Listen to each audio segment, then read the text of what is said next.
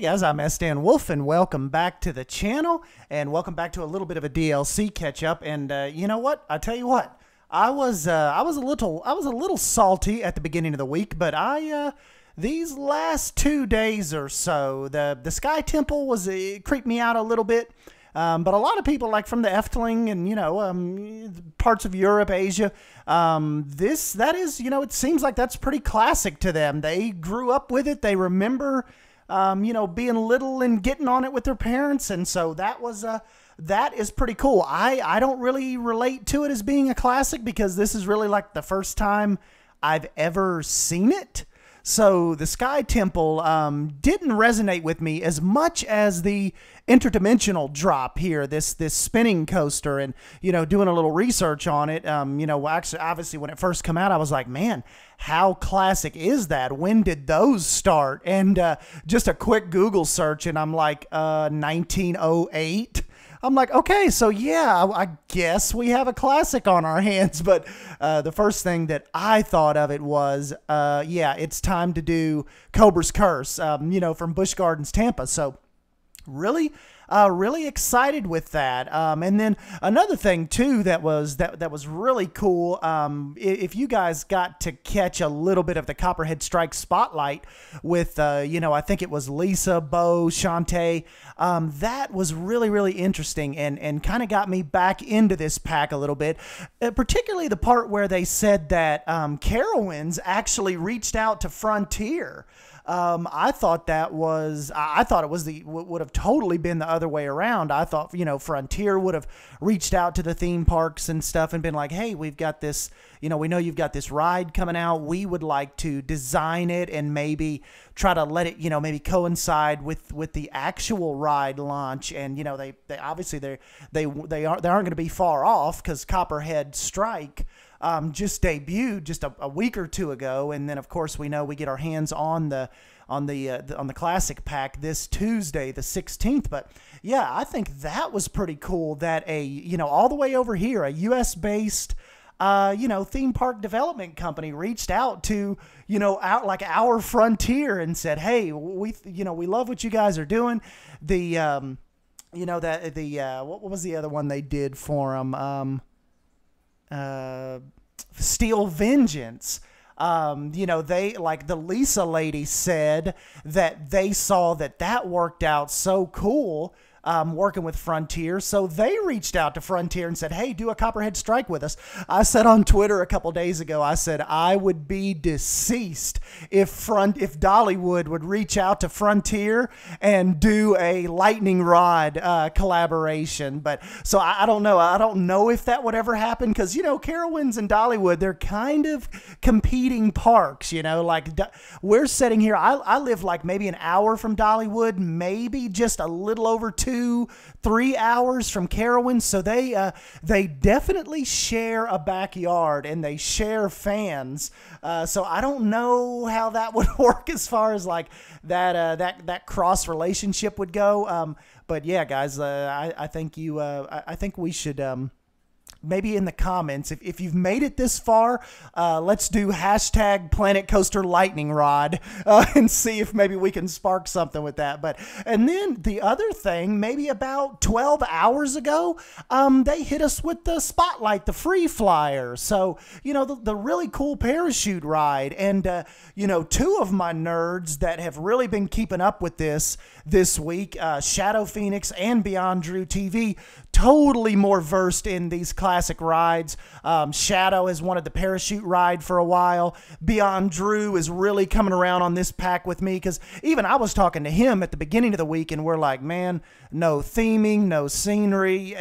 This one's not meant for us. But even like every time one of these comes out, he's been sending me a message, or Wolf Tenor, Fisherman will send me a message and they're like, man, I don't know. This is definitely not how Monday started. And I said on Twitter, I give credit where credit's due. Frontier started this out really slow, really Sky Temple creepy. But they, as the week has went on, here we are Thursday, we're Friday Eve here. and they're starting to bring it full circle. I am seeing, and then too, of course, when I was really hyped when the Carowin stuff come out, and then I started diving a little deeper into it and trying to research if we were going to get any scenery.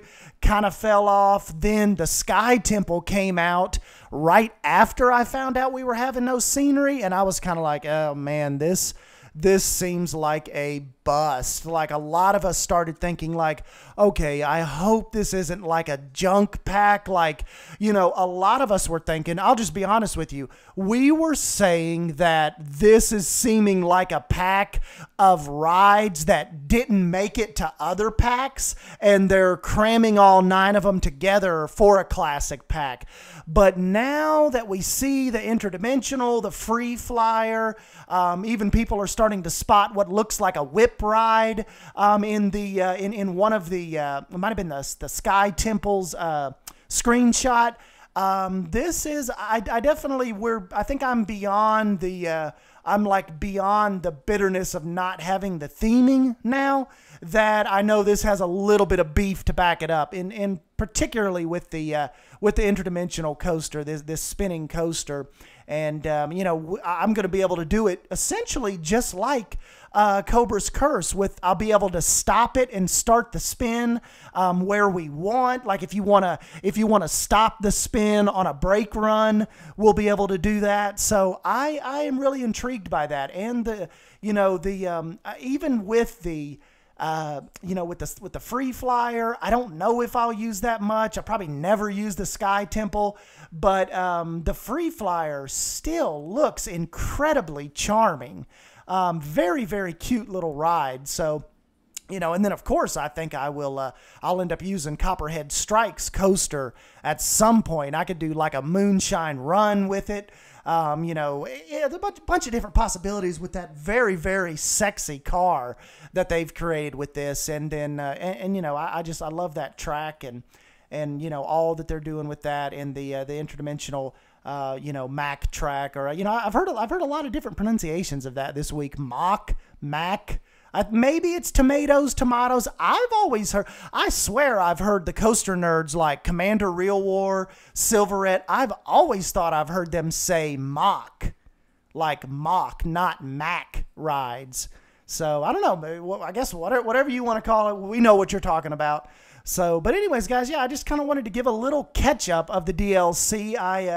I have been really, really crazy at work this week where I work at. We have like audits and inspections that happen, bi-yearly. And it's been a while since our last inspection. So the guy has been there this week, and I've had to put in a lot of late evenings this week with him, and they've got to inspect everything, about where we work at. I'm not sure why I had to take my clothes off, but anyways, yeah, so we'll have to jump back into this more this weekend.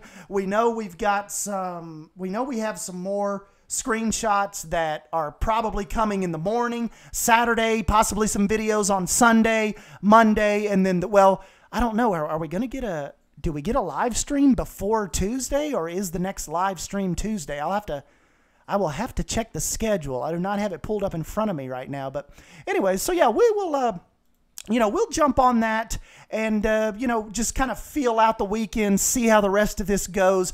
But the trajectory on this has absolutely changed for the uptick on this, because I was like, Bro Nation, we've got like a little salt emoji. You could have doused me with salt on Monday. Like, I was pretty heated. I thought this was a, just a bomb pack. I was just thinking this is not like, but anyways, so as the week rolled on, talked to fishermen, talked to Beyond Drew, Wolf Tenor, and it's funny, sometimes when you get together with like-minded people, we kind of started picking the good out of the bad, but still, acknowledging the bad, but there was a little bit of silver lining here. And they've, like I said, as far as yesterday and this morning goes, and watching that live stream, they have absolutely picked up some momentum here.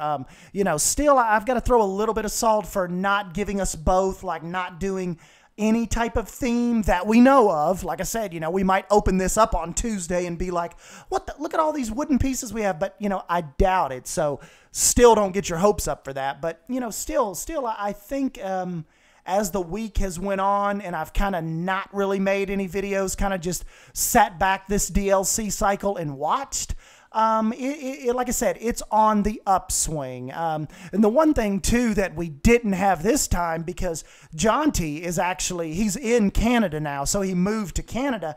There has been no DLC review from him, and I kind of lean on his early morning DLC reviews, and sometimes it can shape my opinion because he's so level-headed and just monotone, and you know, he doesn't get really excited like me or really down like me, but he is so just sensible, you know, with the direction that he takes his videos and looking at the good and the bad, and kind of without Daddy Jonty's direction this week, I kind of let the salt take over, I'd say, and I kind of didn't have that counterbalance. And even like, you know, sometimes, you know, Drew, he stays calm. Shadow Phoenix stayed calm. You know, sometimes he gets a little hot under the collar, but I kind of like him. You know, he kind of spices things up, you know, on some of these deals. But, you know, even he was calm and collective, and really some of the reviews I've seen, I'd say I was the saltiest